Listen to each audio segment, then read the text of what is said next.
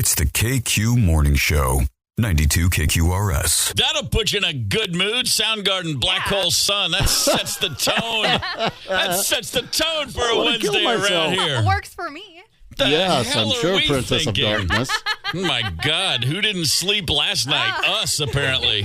Hard to believe that guy killed himself. We got to grind our way through. What was that? Who? What? Who?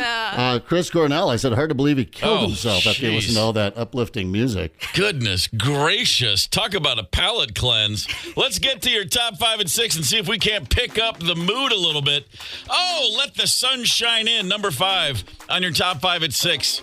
The Library of Congress's National Film Registry has added a bunch of cinema history, and that would include, of course, Cheech and Chong's Up in Smoke. It is now here to stay forever. It has been added to the Library of Congress's National Film Registry.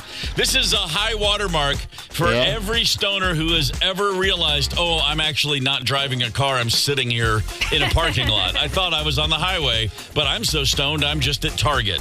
There it is. Hey, man. Am I driving okay? I think we're parked, man. Damn straight. National Film Registry. That movie, Up in Smoke, is there forever. Not the only movie going in, however. Also entering the registry, the Texas Chainsaw Massacre. Hell yeah. Okay. Yeah. Beverly Hills Cop, Dirty Dancing. All right. Invaders from Mars from 1953. Apropos today and this week, if anything is. Last I heard out of New Jersey, they are now officially Martians. Maybe I read that wrong. Oh, boy. What else recently? My Own Private Idaho, No Country for Old Men, and The Social Network, all going in.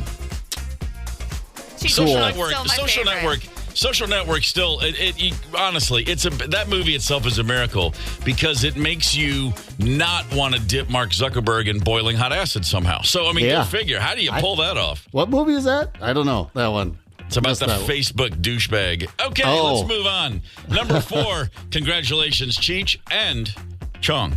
Number 4 on your top 5 and 6. Surprised to know that this is something that hasn't already happened all over the world. Columbus, Ohio, a funeral home, the Evergreen Funeral Cremation and Reception, is going to open early in the year. And these guys have a new twist on funeral situations. I guess some questions were raised when they applied for a liquor license. New owners talking to local news from Columbus, spelling it out for us. All right. Oh, I love these mornings. Here we go. My role in this position is to kind of be a party planner for dead people. You know, be more of a celebration of life than more of the multi-day traditional services, which cost a lot of money. And their inspector called me and they're like, is this Evergreen Funeral? And I'm like, yeah. And they're like, you would be the first funeral home to get a liquor license in the state of Ohio. It makes perfect sense to me. They do see. He went on to say, look, we're only going to serve alcohol when people are on the premises and remain on the premises until the continuation of services only. You know, it's a safety thing. But they're saying, you know what, these funerals, it can be a drag. We're just going to make this situation a little easier, provide you with a shot of hooch when you need. Yeah. I mean, God, I don't think I've ever been to a funeral sober. Right. Well, it's kind of impossible to imagine at some point. You know, there's a moment in time. All I'm saying is this: when the big family, the Gormans, bunch of Midwestern Irish Catholics, when we get together, come carrying or don't come at all is kind of the message. You know, it's like you got to have at least a flask. I mean, my God, how are we going to spend all this time together and not throw punches? Well, we're going to drink. It's pretty simple. Yeah. Hugs lead to punches, and punches lead to hugs. There's a song lyric in there somewhere. Number 3, anyway, best of luck to the Evergreen folks in Columbus. I think that's called a trend-setting move right there. Number 3 on your top 5 and 6. Local favorite Kirk Cousins. I just like saying that. I just like saying that so that everybody listening goes, wait, what did he just say? Kirk Cousins came back to Minnesota to play against the Vikings a couple games ago, and boy, did he look old. You should have seen him Monday night against the Raiders. Whew. Now, they did end a 4-game losing streak, but, man, it was a rough game.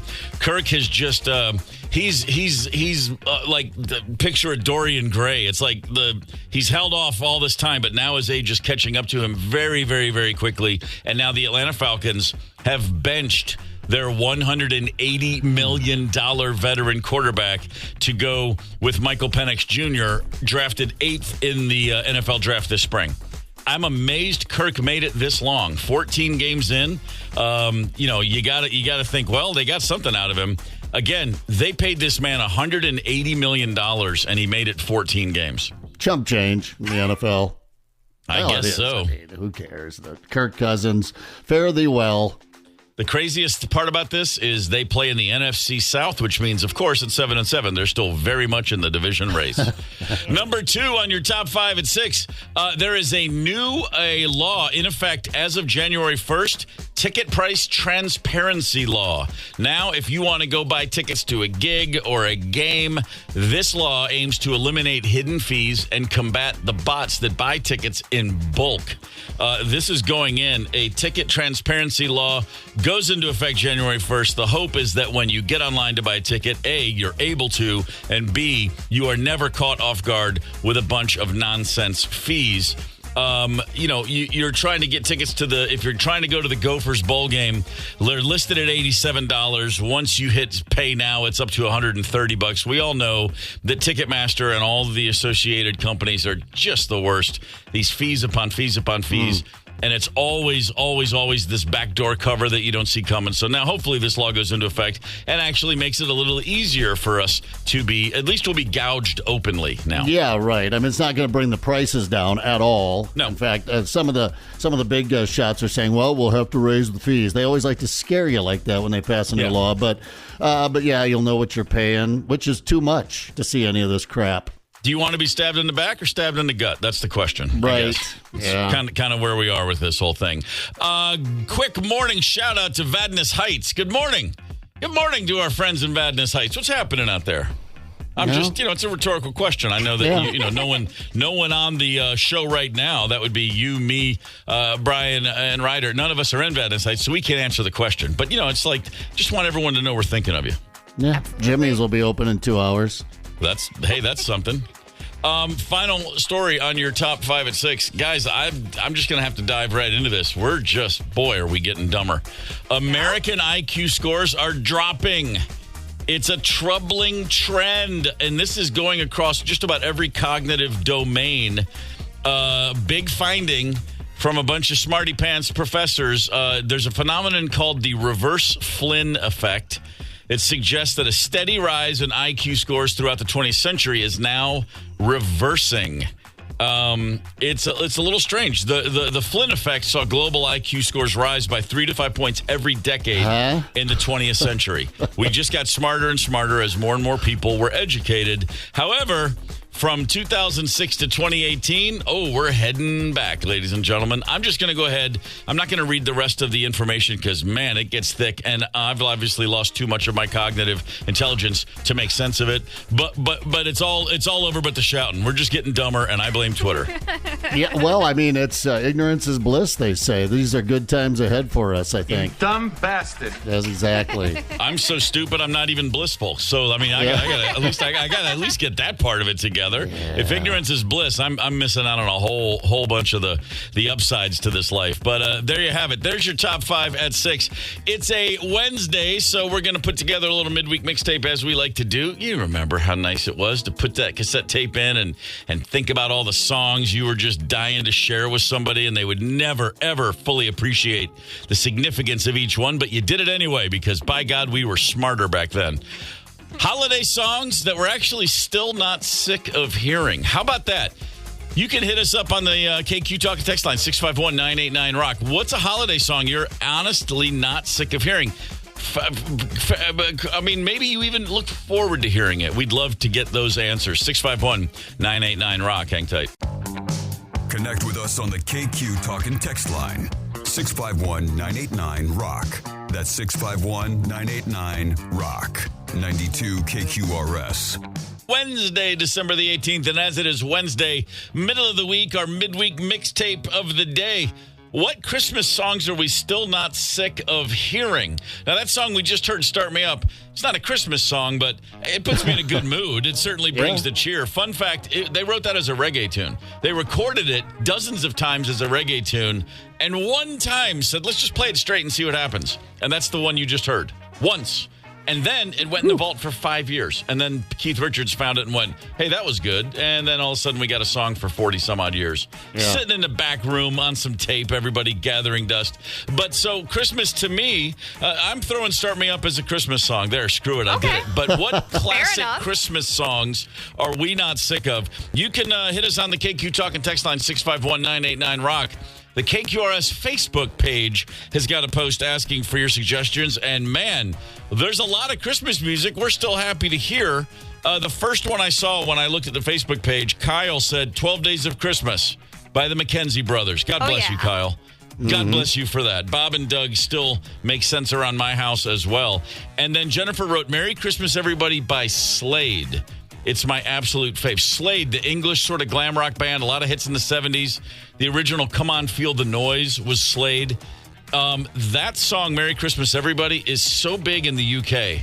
It's kind of mind-boggling that it never really crossed over to those kind of heights here. But that is a great one if you're unfamiliar with it. Go to the UK anytime from November 1st on. Go to a pub, and by God, you're going to hear that song at least twice. It's a long trip just to hear a song. The jukebox scene is still strong in the UK. It's on YouTube also. God, do they love that song? You can actually get it online? All right, never mind. Screw going to don't go to England. It's not worth. It's good. It's not that good. I just saw one text. I'm sorry, a post on Facebook. And it was surprising from a listener named Tim. And Tim, we love you. But literally, he put Do They Know It's Christmas by Band-Aid and Wonderful Christmas Time by Paul McCartney. If you're truly still happy when you hear either one of those songs, then you are a nuclear radiation device of positivity. Your Geiger counters will explode at the positivity of your gamma intensity. Man, Tim, that is special to still enjoy both of those songs. Maybe so congratulations to you and everybody who spends time with you. Yeah, I don't. Maybe he's trying. That sounds like the kind of thing a guy does when, he wants a girlfriend, trying to interest women. I'm very sensitive and tenderhearted. That Band-Aid song. What was that again? I forget. Do They Know It's Christmas? Yeah, I'm all about that one. That's awesome. What the heck is Susie Snowflake? What's that? What is Susie Snowflake? I don't know that one either. Steve put in Susie Snowflake. I've never heard of that one. No, I'm not familiar. We got a lot of research to do. That's pretty fantastic. Crystal with Carol of the Bells by the TSO, the Trans-Siberian Orchestra. Right on. I have so much research to do. We've got the rest of the day to do it. If you got a song for the midweek mixtape, a Christmas song you're not sick of, 651-989-ROCK is the talk and text line. Hit us up on Facebook if you would like. There you have it. It's time to look back. Okay, here we go. On this day in 1620, an old world sport they used to have called Holy Crap, Let's Make History. I don't know how else to mention it. A bunch of sailors from an English vessel called the Mayflower went ashore in what was later known as Plymouth Harbor, Massachusetts on this day in 1620. The beginning of the end or the beginning of the beginning, depending on your perspective. 1620, December 18th, there it was, the Mayflower, just anchored offshore, and then they said, all right, let's see what happens, and we're still seeing what happens. Thanks, fellas. Yeah. I wouldn't want to cross, like Lake Minnetonka in December. No. Much less the Atlantic Ocean. No. Every time I hear that story, I think about Bill Murray and Stripes. We've been thrown out of every decent country in the world. That's exactly right. On this day in 1983, as always, feel free to laugh along. Wayne Gretzky, in the Edmonton Oilers' 34th game of the season, scored his 100th point. Yeah. He was mostly just showing off, wasn't he? Come on. He had 2 goals and 2 assists. He has 100 points faster, still holding the record, 34 games to 100 points. What a jerk. On this day, exactly 2 years ago, 2022, at the FIFA World Cup in Qatar, Argentina beat France in the final in penalty kicks. After extra time, the score was actually tied 3-3. Lionel Messi with 2, and for France, Kylian Mbappe had a hat trick. That game was instantly recognized, and 2 years later, still considered the greatest ever World Cup final ever. For anyone who remembers, it was a pretty exciting day. For the rest of you, sorry. Thanks for indulging me. All right. It's the KQ Morning Show, 92 KQRS. It's the KQ Morning Show on Minnesota's Classic Rock, 92 KQRS. It is Wednesday morning, and man, have we got a story for you. I mentioned earlier, Rod Stewart, Hot Legs, great song, a lot of fun. And Rod going kind of disco. You know, it was the 70s. It was crazy. James Brown always danced the good foot. Well, what about the hot foot? What about hot feet? What about this crazy-ass story from Trimont, Minnesota? We've probably all experienced different things for the winter that we know help keep us warm. Heated insoles, the things you stick inside your boot. I know a lot of us are very familiar with those. Zepp, you ever stuck one of those into a shoe? I'm assuming, sure. What Midwest dad didn't get that at some point for a Christmas gift? Of course, I did, exactly. And I used them once, but I didn't particularly like them. I don't have a cold foot problem. Maybe heated gloves or something, kids, if you're listening, but maybe not now. No, I sold them on Craigslist years ago. Okay. Like 1 year after I got them, and then told the girls that that I was mugged in downtown Minneapolis, and someone took my boot warmers. That's what they all want. They took his boots? No, actually, they took his boots off, took out the warmers, put the boots right back on, and thanked him for his time. It was crazy. Yeah. Also left the batteries. I thought that was a nice touch. You may have just dodged a proverbial bullet. Yeah. Thank your lucky stars for that, because this story just in from a KARE. Check out what could have happened, Brian Zepp, as a guy named Tyler Morris found out. Sometimes those little insole warmers, not all they're cracked up to be. I used them quite a bit last year, deer hunting. Vests, pants, socks, and insoles. It seems there are thousands of options when it comes to rechargeable apparel, marketed as the perfect products to keep you warm. Don't do it. On the phone from Trimont, Minnesota, Michaela and Tyler Morris still remember the smell of burning flesh from 4 days ago. And I was just outside on the ice, and it just felt like a knife stabbed me in my heel. And I was like, what the heck? And then it started getting super, super hot, and I started freaking out, and there was white smoke just billowing out of my boot. Tyler says the rechargeable insole he was wearing, which wasn't turned on at the time, exploded inside his shoe. The insoles, sold by the company iHeat, based in China, are no longer available on Amazon. The insole came out in pieces. I crawled into the fish house, and we were looking at it, and we were thinking that it was part of my sock and stuff was melted to my skin, and then we realized that was my skin. This happens apparently all the time. In fact, when we got to Hennepin County, the doctor there told us that I was the third person she had seen for this week. Damn. Hey now. Ouch. His foot is mangled, man. I'm looking at pictures of it. Not just one little spot, but these are like the size of baseballs. A few of them on his feet. Yeah, that is very, very, very rough. I love that it said in the story, went on to say they've contacted iHeat, this company, as well as Amazon, but have not heard back a comment. Hey, Amazon's comment is, I'm sorry, what now?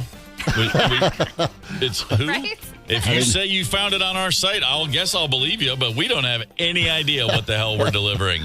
We're just delivering it. Yeah, you can put your life in your own hands sometimes with that stuff.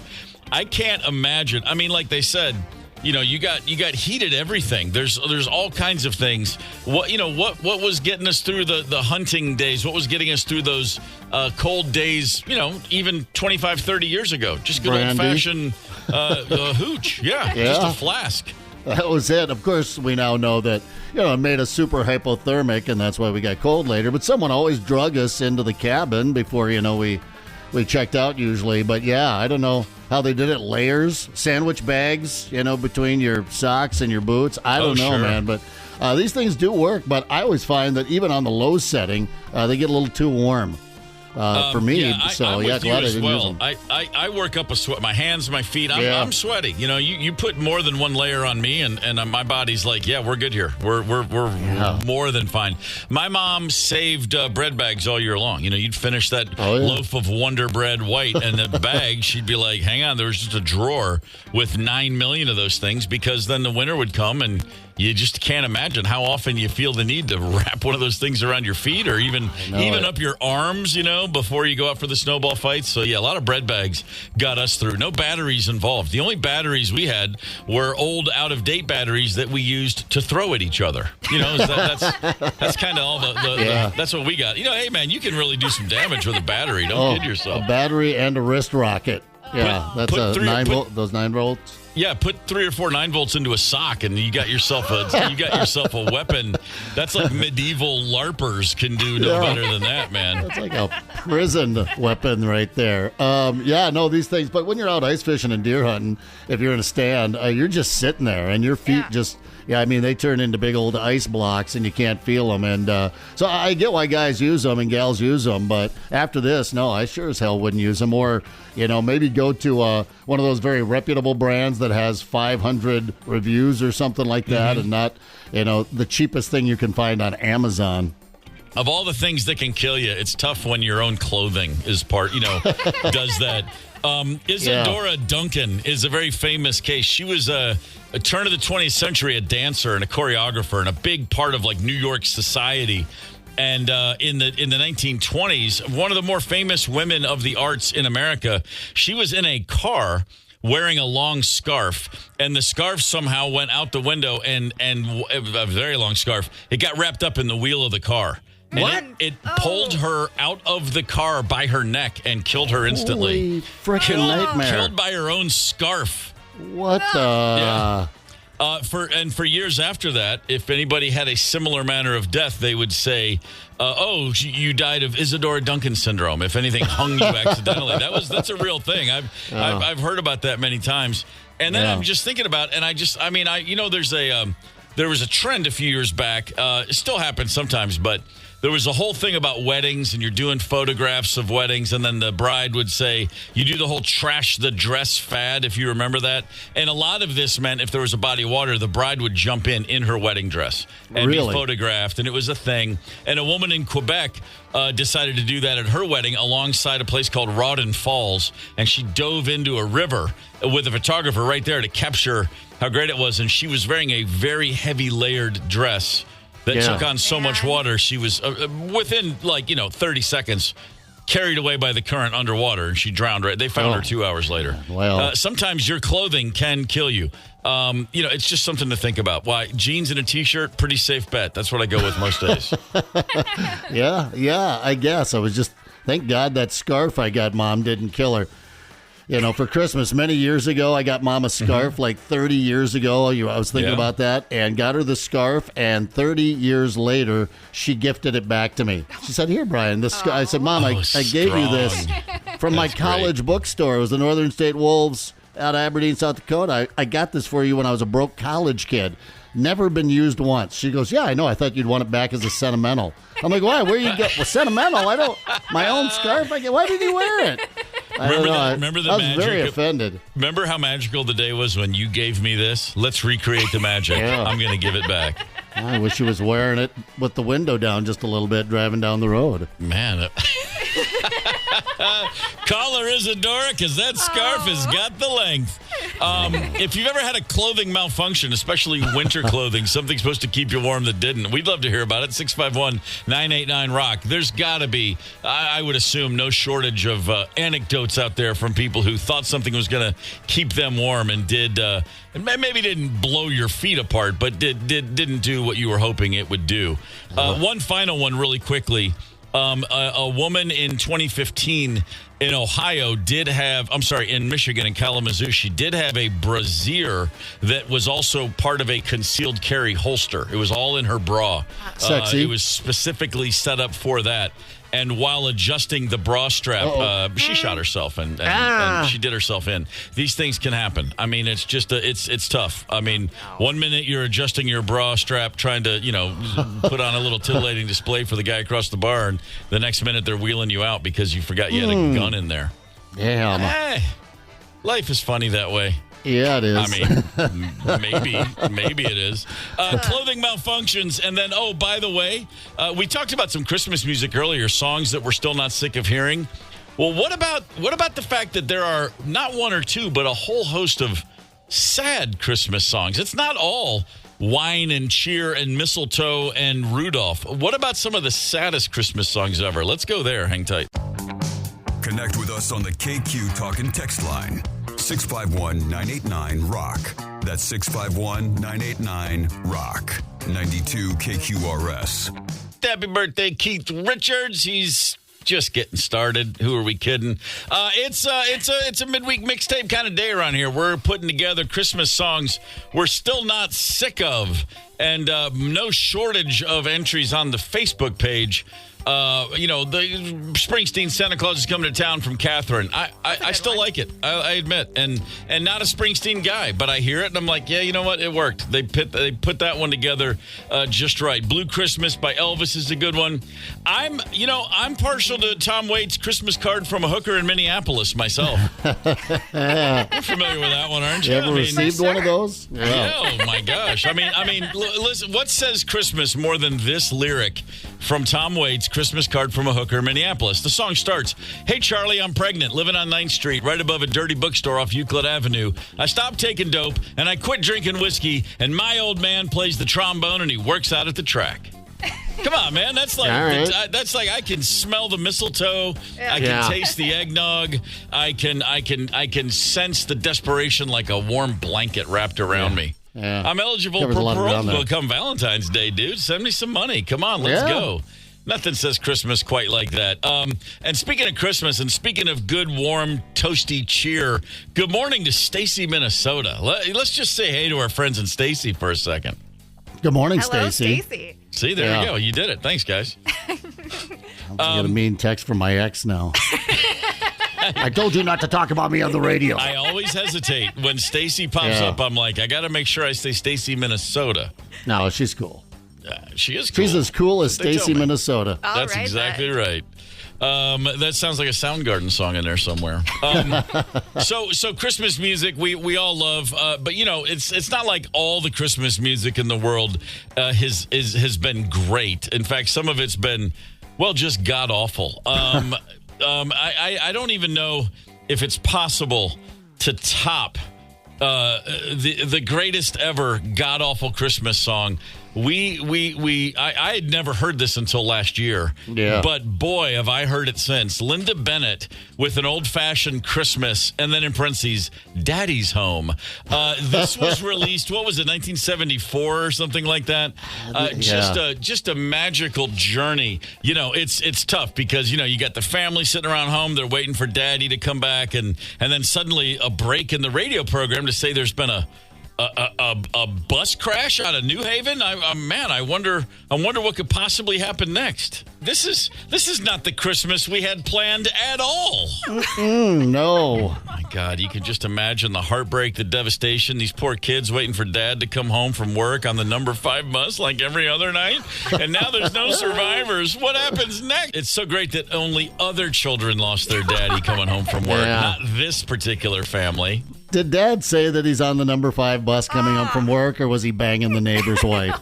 I mean, let's be honest. That would have been a cheerier Christmas song. It was the 70s in Connecticut. I think we're all familiar with a movie called The Ice Storm. We know exactly what he was doing. There was a key party going on after work. I think so. All of these songs that we gathered up here for this little segment from the 1970s, what the hell was going on with the boomers? They just came out of the 60s and then just went into tragic Christmas scenarios in the 1970s. Was it the cocaine? Was it the guilt?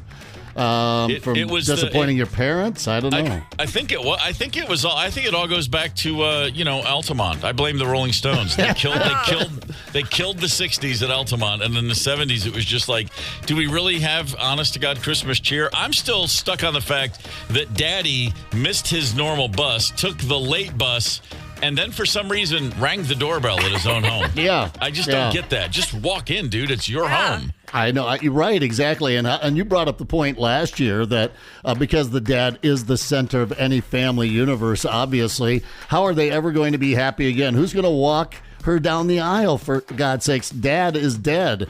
She has no one to walk her down the aisle. What was Mom? She said she'll never have a happy Christmas again. No. Feel free to live for the kids, Mom.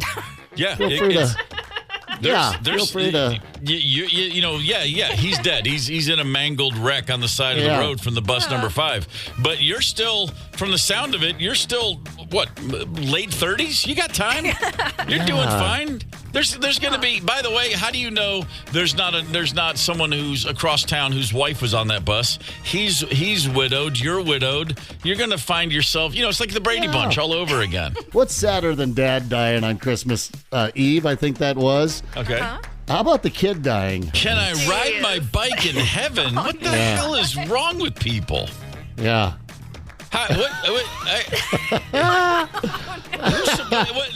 Someone wrote that song thinking this will help somebody going through this. This will make someone realize they're not alone out there. No, it won't. No, it's just gonna bring. Can I ride my bike in heaven? That's unbelievable. All from the 1970s. I mean, the 50s, the 60s. It was Jingle Bell Rock, and chestnuts roasting on an open fire. Dean Martin trying to get laid on a winter storm night, And then suddenly the 70s came around, and we just remember the CB craze, of course. The CB craze in the late 70s after Smokey and the Bandit. We all had a handle. Of course. Mine was Frankenstein because I liked Frankenberry cereal. I was quite young at the time. But oh man, Red Sovine. I remember when he owned the Minnesota Vikings. It was a magical time. That's right. I remember those old K-Tel commercials where they would say, you'd hear clips of like 30 different songs, but there was one that was just trucker songs. Yeah. That's how big the CB craze was, and Convoy and all those big hit songs. But that one, Teddy Bear, and you just heard the line, it goes, come on back and talk to Teddy Bear. And I remember thinking, I was a kid, like 12 or 11, and I was at a truck stop in the 90s, and I saw a CD of great trucker tunes, and I was like, Red Sovine's Teddy Bear. I never heard the whole song, and I bought this CD for $1.99 and stuck it in, and I was listening to that song, and I was like, oh my God, this poor kid's got crippled feet and a dead dad, and his mom's working 2 jobs, and Red Sovine's just driving through town with some lumber on the back of his truck or something, and they connect. What the hell? I'll be your new daddy. Give your mommy the CB. My brother Tom was a big CB guy. He was his handle in the 70s. He was Space Cowboy. Oh, I like Space Cowboy. Yeah, he was the Space Steve Cowboy. Miller shot out there. And my 5th grade teacher was she was a CB enthusiast, and I don't remember her handle, but I came back from school after Christmas break in 5th grade, and Tom had come to visit the family over the holidays, and my teacher, her name was Miss Clow. She said she pulled me aside and she said, you have a brother named Tom? And I was like, yeah. She's like, Space Cowboy. I was like, what? What do you mean? And she had been on her CB, and she and my brother were chatting, and then totally violated protocol by talking about who they really were. And she's like, I teach 5th grade. He's like, my brother's in 5th grade. And then they found out. And I was like, and I even, as a 5th grader, I'm like, you're not supposed to do that on the CB. He's Space Cowboy, and you're, whatever your name is. And it was the weirdest thing. I just thought, well, what did he tell you about me? How are you going to use this information against me? I was terrified. Oh, such my a God. Breach. I know. We didn't even get the CBs. We were the poor farm family. Not a lot of farm families had CBs, so they could, mom could call out to dad in the field and let him know that dinner's ready. I don't know why they had them, because of the CB craze, and that was that Christmas. Everyone, even the city kids, were getting CBs. But what did the poor farm kids get? My dad gave us a set of, now it sounds cool now, but at the time it was very uncool, walkie-talkies. I'm like, what sure. the hell is this? He goes, it's like a CB. I'm like, but it's not Yeah, like but a CB. It's not a CB because on the walkie-talkie I can talk to, let's see, my brother. Yeah, On the that's it. CB, I can talk to anybody with a Yeah. CB. Yeah. Yeah, and if he got across the yard, you could. We were out of range, Yeah, like right. 20 feet or something. But yeah, breaker, 10-4. Boys, Buddy. here's a couple of bean cans and some string. You figure it out. I'm surprised. Thank God he didn't watch Electric Company. It's the KQ Morning Show, 92 KQRS. It's the KQ Morning Show on Minnesota's Classic Rock, 92 KQRS. Good morning to you. We got some hockey tickets right here at the KQ Morning Show. A couple games coming up. We've got the Florida Panthers in town tomorrow night. We got a pair of tickets to that game. Check this out. We got a couple pair of tickets to a game Friday night versus the Utah Hockey Club. We would love to give away all of these tickets, so we need a whole bunch of people to call in, 651-989-ROCK. We're going to load you into the system. We got a little something we call NHL Spelling Bee. Get on your thinking caps. We need some spellers to win some hockey tickets, 651-989-ROCK. While Ryder lines up those callers, how about we say a fine Wednesday morning, good morning to North Oaks, Minnesota. Hey, I don't think we've said good morning to North Oaks yet. So, We yeah. haven't. You know what? North Oaks makes my gums itch a little bit. I think about dental floss. I'm thinking about floss because that's where the Gorman Center for Fine Dentistry is located. Oh, Brian. all right. Up there in North Oaks. Very And, nice. And boy, I'm just sitting here right now thinking it's been almost 2.5 hours since I last flossed. I better get to it. Something to do here during the game show. I like it. I tell you what, man. Once you start, once you just give in and floss a few times a day, then you can never floss enough. No, I can never stop. I know I'm a chronic flosser, which is nice if you cohabitate with me because there are little floss picks all over the place, used everywhere. with scum all over them. Yeah. I'm still kicking it old school, man. I'm just ripping off floss out of Are the thing in a you? row. Yeah. I know I'm missing a lot, but I'm a Luddite. I let things what's the word, germinate around me for years before I make the jump. No, it's not a bad thing. I'm bad for the environment. I jump onto things right away and then I use them incessantly. I'm embarrassed to tell you how many rolls of paper towels I go through in just a week. All right, I'll tell you, 28. No, you don't. Yeah, I just use the roll. I don't bother. I don't want to peel them off. I just use the roll to sop up the mess and then throw it away. No, I don't that many, but yeah, I'm part of the problem, no doubt. This is true. Had a roommate who would use a paper towel and he would rinse it and he would hang it to dry so he could use it again. And we were broke. We were as broke as broke. And I was like, man, I can't eat. Sorry, dude. No. It's one use application for me. Draw a line there, yeah. Single application item. I don't care how broke we are. I'll just leave a puddle of water on the floor rather than sop it up and then dry my paper towel for another use. That's me. All right, I think we got a handful of hockey fans ready to rock this one. Ryder, we're locked and loaded, I guess. We're ready to go, yeah. Let's do it. All right, our first caller for today's NHL Spelling Bee. This is how we're going to do it. I'm going to give you 3 names. All I need is you to correctly spell the last name. And if you get 3 for 3, you're winning hockey tickets. It couldn't be any simpler. Caller number 1, Kenny from Plymouth. Good morning, Kenny. Good morning. Kenny, give me your favorite band. How about some live Rolling Stones? We can go there all day long. Give me your favorite team, any sport. Timberwolves all the way. Oh, I love it. All right, well let's hope you got some hockey spelling back in the back of your brain somewhere there. I'm going to give you 3 players' names. You just tell me you spell their last name correctly. You ready? Okay. Number 1, Ryan Hartman. Ryan Hartman. The last name you want? Yes, sir. How about Hartman? How about that's correct, sir? Very well played. All right. Your second name, Mike Modano. Mike Modano. Modano. Bam.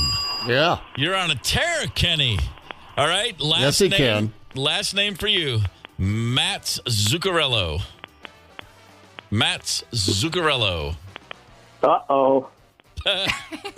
No, there's not an uh-oh. It's Zuccarello. Well, I got You the can Z. do this. You can do this. I got the Z. Let's Yeah. see.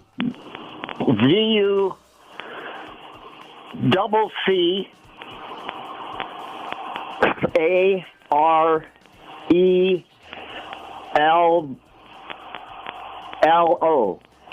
Oh, wow. Kenny, our fastest Googler yet today. Yeah, that's good. Absolutely. Not bad. Whatever it takes. 3 for 3 and the performance of a lifetime. Kenny, Yeah. well played, sir. I mean, 1 for 1, bing, bang, bong. He goes 3 for 3. That's a couple of Not hockey bad. tickets in your hand, brother.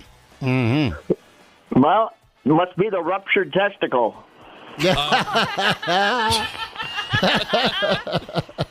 Zook, yeah. I think he got to keep it, though, right? Didn't he get to keep it? I thought he kept it. I don't. I mean, not in a jar on the shelf in his locker or anything. But on his body, yes. On his body. I think it's still in the coin purse. Yeah, it's still there.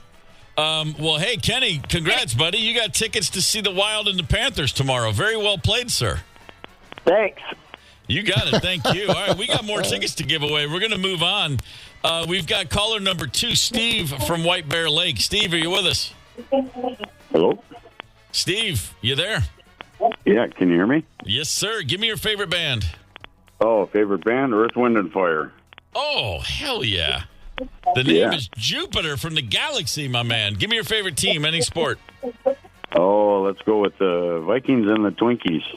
I like it. Vikings and the Twinkies. All right. NHL Spelling Bee. I'm going to give you 3 names. You spell the last name correctly, and you win hockey tickets. Are you ready? Alexa, turn off KQ. Sorry. Generally, I don't like to hear that, but Attaboy. All right, here we go. Player number 1, Steve. Bobby Clark. Bobby Clark. Just spell his last name. CLARK. oh, what judges? What do you think? I don't know. That was a tie on the buzzer That was and a the tie. E? Yeah. He got. I think tie goes to the runner. Tie doesn't goes it? to the Go runner. runner. We'll give you that. Boy, We'll that was count that one. That was a pregnant pause if I ever heard one. Where Zep Ryder, No, the 3 that's of us just are all gas. like, yeah. All right, here we go. Well played. Go Number for number 2. 2. Yeah. Marion Hossa, or is it Hossa? Hossa. You have to say that again. You broke up. Marion Hossa. Hofsa? Hossa. Hofsa. I think that's what you're saying. It's very hard to hear you. Hofsa. Let's go with HOEFSA. That was close, yeah. Hossa. Hossa. Yeah. Oh, SS. Okay. Sorry. We got one more for you just to see if we can go 2 for 3. No, we'll just go roll on to the next one. No, we don't. Steve, that's it. Thank you, brother. Yeah. I apologize. Sorry. Yeah. Well played. I love the Earth, Wind, and Fire. We got to move on. All right. We are at contestant number 3. It's Rick from St. Paul. Rick, are you with us? I'm here, brother. All right, Rick, give me your favorite band. Steppenwolf. Oh, yeah. Very, very firmly stated. Give me your favorite team, any sport. That's the Wild. Nice. All right. NHL Spelling Bee, Rick. Number 1, Patrick Kane. Spell his last name. Patrick Kane. Kane. Bam. Right there. All right. Number 2, Gordie Howe. Gordie Howe. HOWE. It's just child's play for Rick. Yeah. And your third player, Rick, Eric Stahl. Eric Stahl. STAHL. Oh, I know that one. STAAL. The double A. Man. It's a drag for our first Steppenwolf listener. Thanks, Rick. We appreciate you playing. We got to move on. I don't want Ryder to yell at me again. It's time for Nick calling from St. Mike. Is it? Nick chickened out, so we're going to Jeff from Ramsey. All right. Chicken Nick. Good news for Jeff. Jeff from Ramsey. Good morning, sir. Are you got a favorite band you can tell me? Journey. Journey works. Give me your favorite team, any sport. Minnesota Wild. I like it. All right, we got 3 names. You got to spell these last names correctly for tickets. Number 1, Marco Rossi. Marco Rossi. ROSSE. Oh, dang. ROSSI is the correct spelling there. Jeff from Ramsey, appreciate the effort, my man. It's time to move on. We've got another caller, Vanessa from Red Wing. Vanessa, good morning. Hello, good morning. Vanessa, we need you to win these tickets. That and we would be need you nice. to turn your radio down. Okay, I'll turn it down. All right, give me your favorite band. My favorite band? Oh, it's hard to pick just one. I don't know, maybe Metallica. That'll work. Give me your favorite team, any sport. Any sports? Oh, well then St. Louis Cardinals. Well, okay, didn't see that I one was going coming. to say the Wild. All right, no, whatever. you just do you, Vanessa. All right, we're going to give you 3 names. You spell the last name correctly, and you win hockey tickets. Are you ready, Vanessa? She's so ready. Oh, Van? Well, she said St. Louis Cardinals, so I hung up on her. Oh, is that what happened? No. I got I'm nothing. kidding. No. I'm not hearing a thing. I'm here. Oh, there you are. Those daggum mute buttons. All right, are you ready for your first name? I'm nervous, but I'm ready. Connor McDavid. Connor McDavid. Connor McDavid. McDavid. Bingo. There's one. Number 2, Marc-Andre Fleury. Marc-Andre Fleury. Marc-Andre Fleury. Fleury. Atta girl. Vanessa, 2 All for right. 2. This is for the tickets. Nicholas Backstrom. Nicholas Backstrom. Backstrom. Backstrom. Backstrom. Oh! Bam, Vanessa. Bam. Very well played, dear. Nice. Holy smokes. 3 for 3 like there was nothing to it. You got tickets to see the Minnesota Wild and the Utah Hockey Club. That's this Friday at the XL Energy money. Center. Very, very well played, my friend. Thank you so much. You got it. Thank you. Man, that's awesome. We got time for one more, Ryder? Sure, we can do one more. Let's check in with Brenda. Brenda, good morning. Brenda. Yes, good morning. Good morning. Are you ready to play a little NHL Spelling Bee? I think so. I hope so. I hope so, too. All right, I'm going to give you 3 names. You spell the last names correctly, you win tickets. Here we go. Kirill Kaprizov. Ooh, Kaprizov. Kaprizov. Is it Kaprizov, I think? Yes. Very You well think done. right? Yeah. Excellent, Brenda. Your second player, Bobby Hull. Bobby Hull. Bobby Ho? Oh, geez. Well, you don't need the Just the last name. B-O-B-B. Just give me the Hull. H-O-W-E? Yeah. Hull. Yeah. Hull. Oh, the ship. Hull, Yeah. the H-U-L-L. Ow. So close. I'm sorry. Sorry, Brenda. We appreciate you got Kaprizov and Hull wasn't quite there for you, but we appreciate you calling in and thank you for playing. All right, we got 2 tickets, 2 sets of tickets we gave away. Yeah. We'll carry some of those Not other bad ones morning's over. work. Yeah. That was a hell of an effort from everybody involved. I mean, I'm supposed to say that. I mean, actually, come on, guys. Just Google these things. We don't care. Do whatever you got to do. Come on. Yeah, you put it on speaker and then search for the answer. I mean, and hey, speaking of searches, it's that time of year. Top searches of 2024. Hang tight. Connect with us on the KQ Talk and Text line. 651-989-ROCK. That's 651-989-ROCK. 92 KQRS. I remember long before there was Google or Wikipedia, reading about a guy named Thomas Crapper. He was a plumber in England, and he had a lot to do with indoor plumbing and the invention of the modern toilet, and his last name was Crapper, and you can connect the dots there and realize, well, hey, man, nice job, dude. The world would be a much more foul place without your efforts. I just came across... takes a crap. Yep. Yeah, see? I just came across some information I need to share with you. And this is, again, how did I not know this? In 1784, a British lieutenant of the Royal Artillery invented a cannon shell that was filled with lead balls. It would explode in midair, and then it would rain down fragments on enemy troops. Mm-hmm. His shells were adopted by the British Army in 1803. His name, Henry Shrapnel. Yeah. How did I not know that? I don't know. I didn't know that one either. The term shrapnel came from Henry Shrapnel, or I call him Hank Shaps. That's what I call him. But Henry Shrapnel invented shrapnel. Go figure. Sure. Yeah, that's a fun one. I mean, who doesn't love shrapnel? That's what I'm saying. It's just the things you find out when you just do a little search. The Google searches for the year are out. They always give us our top searches in a variety of categories. Too late for these drones to make much of a dent. I mean, probably the last week they're leading the charge, but nowhere near the top for the entire year 2024. The election, of course, a lot of things about the election were Googled. The top news topics in order. Number 1 was the election. Number 2 was the Copa America soccer tournament. Go figure. Hurricane Milton. A lot of crazy things on here. But here's one I'm so confused by. Olympic chocolate muffins. One of the top recipes searched this year. Olympic chocolate muffins. Apparently, there's a Norwegian swimmer who talked about his muffins, and the world went crazy for them. I've heard of it. Missed that one, yeah. Missed that one.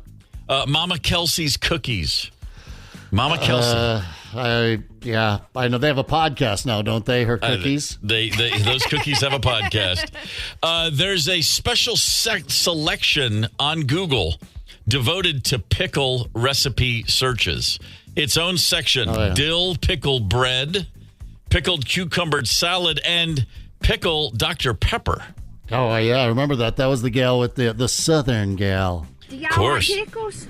Do y'all like Dr. Pepper? Well, come on with me, Ma, because me Ma finna show you something. This is Spider-Man. Take your order, please. Yes, ma'am. I need to get a large Dr. Pepper with pickles. All right, we got a large Dr. Pepper with pickles. And some teeth. She would like some teeth as well. Just has that one. As a Southern man myself for many, many years of my life, I always say, no, I'm from the South. I don't know anything about Mississippi. That's its own planet. That's a whole nother kettle of fish over there. Yeah. The most viewed Wikipedia pages for 2024, outside of the political stuff, the number 1 page view on Wikipedia is notable deaths in 2024. I guess people are trying to remember who died. I'm not really sure. Lyle and Eric Menendez back in the news. That's the 4th biggest Wikipedia page view for the year, over 26 million. And then it gets a little. I guess I shouldn't be surprised. The Indian Premier League, the Indian general election, and then Kalki 2898 AD, which is a Bollywood from India film. People in India really getting into Wikipedia these days. Go figure. Yeah. All right. But I think of all the search listings we have. Oh, by the way, the Google search, they give a million different categories on Google. I thought this was kind of fascinating. On the sports searches, the sports teams, 5 most searched sports teams: the Yankees, the Dodgers, the Mets, the Celtics, and who was number 5? The Minnesota Timberwolves. Really? Not for Minnesota, for all of Google in America. Yeah, they probably didn't even know we had a basketball team. Wait, we have a basketball team? See?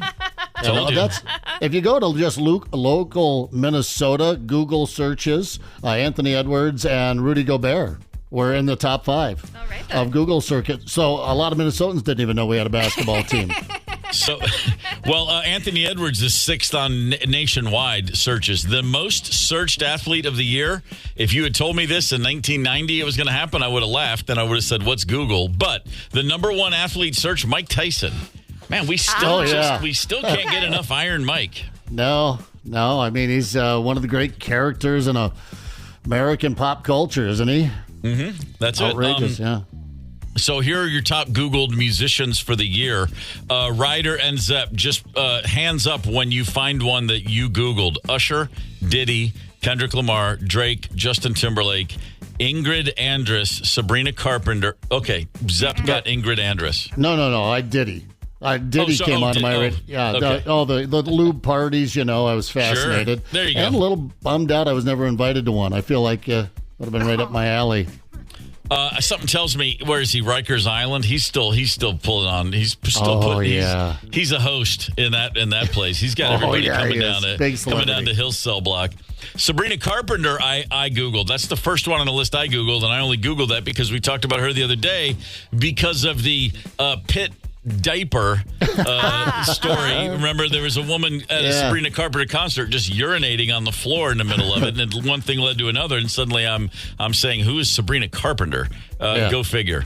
But the most interesting search list of the year is, of course, always the Pornhub search. Our Canadian friends at Pornhub, on their website, they have a they have a category called movies and characters. So apparently there's a thriving corner of the porn market where people are dressed up and performing as your favorite fictional characters. The number one movie and character search, Harley Quinn. Guilty. I know who Harley Quinn is, sort of, but not really. Yeah, no, it's who's the Joker's girlfriend. Joker's girlfriend, exactly. And she had her own movie franchise. And Margot Robbie was the actress. Thank you. Yep. Yeah, Margot Robbie was the actress. And there's a whole bunch of animated stuff out there. But, I definitely checked that one out on Pornhub. 100%. Harley Quinn. Okay, you had me at Margot Robbie. Number 2 on the Pornhub movie and category search list, Star Wars. Damn. Okay. Not recently, but sure. A lot of this is animated, of course. How do you go wrong with Chewie? There wasn't Princess Leia, but there is one with Chewie and Princess Leia. Oh, is there? Yeah. All right. We'll check that out a little bit later. Might have to have the subscription for that one. I mean, there was a time when, of course, everybody all at the same time went, oh, my God. I mean, her name was Leia. I mean, come on. Game of Thrones, number 3, then Avatar, and then number 5. Now, seriously, what's wrong with us? Harry Potter. Come on. Upsettingly high. Yeah. And I don't want to hear anybody say, no, I was doing Dumbledore. It's fine. It wasn't the kids. No, you weren't. Wonder Woman, The Incredibles, Black Widow. Boy, we have got some. All right. We got some stuff to work through, people. It's time to grow up a little bit. Yeah, I guess, man. Jeez. I'm not proud. Wolverine is on the list. Something tells me that's not J.J. McCarthy. Oh, yeah. Like him hairy and aggressive, That's a whole genre out there. Yeah, fair enough. I would be, I wonder, my most searched thing, I have no idea what it is. I wonder if Google, I wonder if you can look at your own search history and rank it in order of the most searches on your own personal thing. That would be kind of weird. Mine would be about stuff for the show. It'd be like, scores or, music history. It would be something very, very milquetoast, if you will, I'm afraid. All right, For this show, wouldn't it be weird places people have taken a crap or something like that? Yeah, that could very well be. That might be. You can, by the way, do that, Steve. Welcome to 2024. We're going to have a little clinic for you later. Listen, man, I am dragged kicking and screaming into new technological advances. I still just think like, man, everything was pretty cool when you had just a record player with one speaker and a needle, and you just replaced the needle every 6 months, and then you just, I don't know, got in your car, you had to raise your antenna by hand. What was wrong? We were having fun. We were bowling a lot more often back then. I don't know. Yeah. I associate all these technological advances with bowling not being nearly as popular. That's just part of your charm, Steve. We love it. Yeah. I'm just as God made me. Just a man who loves a good ball with 3 holes in the waxwood. That's all I need in a day. That's how it's always been. So we still got a little bit of time left. I'm still holding out for those drones. I think they can make a late run with every passing day. Yeah. And now that guy from that Blink-182 band is back on the news. And I told you it was aliens and... what is it? Blink-182, the alien guy? Yeah. I think it's Tom DeLonge. There it is, Tom DeLonge. Yeah. All of a sudden, he's like getting ready to go testify on Capitol Hill, and Tom DeLonge is all right. Probably. I'm sure it's just a matter of time. There, guys. Yeah. We'll see. We'll see if the aliens. If the drones over New Jersey can crack the top 10 by the end of the year. All right, we got your top 5 at 9 coming up. Hang tight. It's the KQ Morning Show. 92 KQRS. It's the KQ Morning Show on Minnesota's Classic Rock, 92 KQRS. I'm Steve Gorman. This is the KQ Morning Show. Good Wednesday morning. It is December the 18th. We are 1 week away from the day. But right now, let's stick that off to the side. It's time for your top 5 at 9. 5 stories we think you need to get your day off on the right foot. The National Film Registry, a little something at the Library of Congress in Washington, D.C.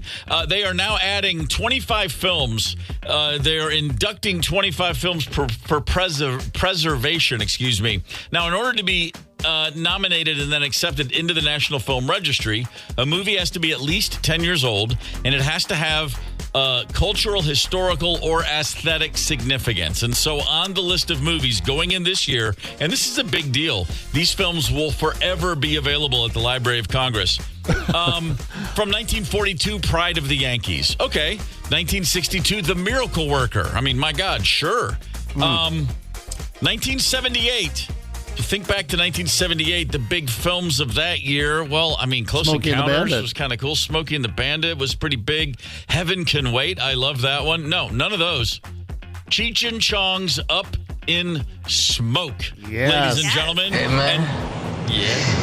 Am I driving okay? Yeah. I think we're parked, man. That's right. Cheech and Chong's Up in Smoke is now in the Library of Congress's National Film Registry. You're welcome, because it's stations like KQRS that can claim victory for that one, ladies and gentlemen. Cheech and Chong, a big part of our household when I was a kid. And another great song on that same album, Earache My Eye, there was also Black Lassie, if you remember. Hi, I'm Johnny Stash. And this is a song about a great American dog, Black Lassie. Hit it, Carl. Oh, man, Cheech and Chong are the best. Her daddy was an alley rat. Her mama was a long-legged Afghan. Oh, it's good stuff. It's good stuff. And it's finally preserved as it should be forever. I mean, those movies are going to be preserved. These are the kind of movies we will preserve. We don't need the government to preserve them. You preserve all those, movies that won Oscars that nobody wanted to watch and still don't, But, yeah, of course. Cheech and Chong, I'll preserve that for you. I got her. Oh, I love old Golden Pond with the sound of those loons. Shut up. Pass a joint. Put on Up in Smoke. Number 4 on your top 5 at 9, a funeral home in Ohio, in Columbus specifically, called the Evergreen Funeral, Cremation, and Reception is set to open next year. Local officials in Columbus, an eyebrow or two was raised when the business licenses were all in place. Young man going to take over the family business. He's rebranding it, if you will. Doesn't want the funeral to be such a downer kind of spot. And along the way, let's see. Oh, that's right. He applied for a liquor license. There you go. A liquor license at a funeral home. Here he is. My role in this position is to kind of be a party planner for dead people. Be more of a celebration of life than more of the multi-day traditional services, which cost a lot of money. And their inspector called me and they're like, "Is this Evergreen Funeral?" And I'm like, "Yeah." And they're like, "You would be the first funeral home to get a liquor license in the state of Ohio." Like, totally. I took a shot every time he said and now I'm done for the day. I think I see what he's doing here. Funerals do cost a lot of money, but what do we do when we get drunk? Drunk shopping, drunk buying at the bar. Yeah, we spend a lot of money. I'm the richest man. I'm a millionaire every time I get drunk, apparently. But I like it. Hey, man, it's New Orleans style, right? Now, if someone has smoked their life all the way to the butt, as I like to say, a good, long-lived life, yes, celebrate that sucker. Nothing's better at an open casket than an open bar. I'm just marketing here for them. They put the fun in funeral, See where I'm going with this? This funeral home is in a building that was once known as the Maramore Chocolate Factory. No bearing on the story, but I just love the idea that a chocolate factory is now a funeral home that serves hooch. Something about that just works for me. Yeah. I love that also that the kid said, my role is to kind of be a party planner for dead people. No, it's a party planner for living people to remember the dead people. I mean, semantics. I'm a hopeless semantic, I guess. You just want to get these things straight. Number 3 on your top 5 at 9, Kirk Cousins, Minnesota's favorite son. Speaking of dead. Kirk Cousins went to the Atlanta Falcons, or as my dad would have said, the Falcons, last off season. 4 years, $180 million, and $100 million of that is guaranteed. He could never play again. He's got $100 million from the Falcons. Forget what he made here and before here in Washington. Man. This year, the Falcons raised some eyebrows twice in a matter of weeks. They gave Kirk Cousins a Brinks truck full of money and then almost immediately drafted a quarterback in the first round of the draft, which said, we need a savvy veteran to come in, and just in case, here's a backup plan, which, by the way, why not? I mean, young quarterbacks are cheap. And Kirk Cousins is 36, coming off of an Achilles. And, what's this now? After a 14-game starting spree where he went 7-7, Kirk Cousins, the $100 million man, the $180 million man, has been benched. And Michael Penix Jr. will now start for the Atlanta Falcons. Oh, boy. I mean, that's a tough spot to jump into because they're still in the playoff hunt down there in the South, you know. So to bring in a rookie quarterback at this point, I mean, they got to it seems a bit desperate. I don't think it, but, we'll see how, Penix may come in and, like we've seen some other rookie quarterbacks this season, not named Caleb Williams, really light it up. So who knows? We'll see. The Falcons started off 6-3. Now they're 7-7, and Cousins is on a bit of a tear. That is 9 interceptions over the past 5 games, and he leads the league with 16. It wouldn't be a surprising story if not for that $180 million contract. I mean, you're basically saying thanks for 2/3 of a season and take all of this money, and now Michael Penix Jr. is going to run the franchise. Thanks. Yeah, ask the Broncos how that's going out. They're paying our Pittsburgh Steelers quarterback $38 million this year. That's the Steelers are paying him $1.5 million. But hey, I was kind of hoping the Vikes would get to whoop him one more time because the Vikes end up with the wild card, and if they did end up winning the South down there, the Atlanta Falcons could have very well ended up playing each other in the first round of the playoffs, but not going to happen unless Penix just really bombs and they got to bring Kirk. Are you still sore? Are you still listening to Creed? Would you come back in, please? Yeah. Number 2 on your top 5 at 9. A gentleman from Tremont, Minnesota has got some information that is worth sharing as it is winter, as it is cold, as it's going to get colder. We're all going to be doing things to make sure we stay warm. A gentleman by the name of Tyler Morris got some of those heated insoles, rechargeable insoles, battery-powered. You stick them in your feet. You stick them in your shoes, and it keeps your feet warm. A little report here from KARE explains how it didn't go quite as planned. I used them quite a bit last year, deer hunting. Vests, pants, socks, and insoles. It seems there are thousands of options when it comes to rechargeable apparel, marketed as the perfect products to keep you warm. Don't do it. On the phone from Tremont, Minnesota, Michaela and Tyler Morris still remember the smell of burning flesh from 4 days ago. And I was just outside on the ice, and it just felt like a knife stabbed me in my heel. And I was like, what the heck? And then it started getting super, super hot, and I started freaking out, and there was white smoke just billowing out of my boot. Tyler says the rechargeable insole he was wearing, which wasn't turned on at the time, exploded inside his shoe. The insoles, sold by the company iHeat, based in China, are no longer available on Amazon. The insole came out in pieces. Yeah, I mean, I crawled into the fish house, and we were looking at it, and we were thinking that it was part of my sock and stuff was melted to my skin, and then we realized that was my skin. This happens apparently all the time. In fact, when we got to Hennepin County, the doctor there told us that I was the 3rd person she had seen for this week.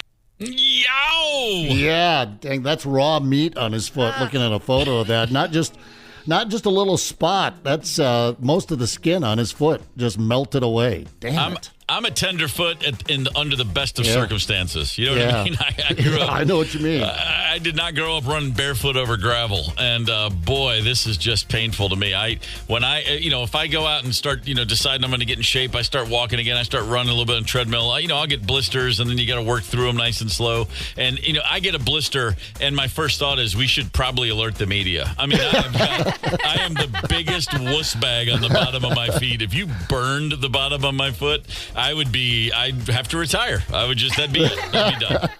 I feel for this dude, man, in a big way. Hey, morning shout out time for Medicine Lake. out there, just a little further west than Westopolis, I like to call it. Yeah. It's once I don't know where the ice thickness is at these days. I'm the last guy to go out on the ice. I wait until a couple of trucks go through, and then when it gets nice and thick, I like to head out there. But yeah, they got a mess of bluegill and crappies up there on Medicine Lake. I fished out of there before. That's good medicine. That'll fix up what is ailing you out in Medicine Lake. Glad to have you with us. Good morning, Medicine Lake. Number 1 in your top 5 at 9. I got some bad news, guys.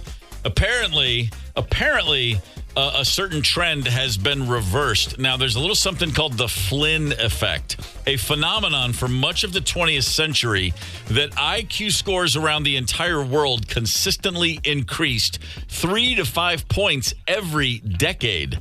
So your smart guy in 1908 was kind of middle of the pack by the 70s or 80s. Your dumb guys were right there feeling pretty good, and your smart people just got smarter and smarter. 3 to 5 points every decade higher. Since 2006, the reverse Flynn effect. Look out, we're getting dumber. Ladies and gentlemen, our IQ scores in 4 out of 5 measured cognitive areas are dropping precipitously. Yeah, I feel like everyone's coming back down to me. I knew if I just waited it out, lived long enough, society would come back to my lack of intellect. Yeah, we've got our phones. We don't need a brain anymore. That's my exactly daughters have what it explained all this to me when they were in high school. I'm like, you got to know this stuff. And she goes, my phone knows it. And then I would say something like, what if you don't have your phone? She goes, if I don't have internet, I don't have a phone, if that crashes, the last thing you're going to worry about is, you're going to need to know how to eat your shoe. How to field dress a deer. You're not going to, all those smarts aren't going to get you very far. If the internet crashes, can you imagine if the internet went down for 48 hours across the globe? I mean, no, calamity. I legitimately cannot imagine. I think back to doing radio interviews when I first started in the 90s. I'd go to these rock stations, and I always loved to go sit in on the sports. Hey, you guys got a sports station down the hall? Can I hang out with them too? And they would always be like, oh my God, a drummer wants to talk sports. And I'd go do it. But this is one of the things I remember so clearly. I'd walk into a radio station, a sports talk station, and the local host would be sitting there during a commercial break flipping through the paper. Yeah. He's got the morning paper sports section, and that's all he has for research. And that week's Sports Illustrated. I was like, and I used to think, man, what a cool job this is. Can you imagine if you had to prep a radio show and you had the paper?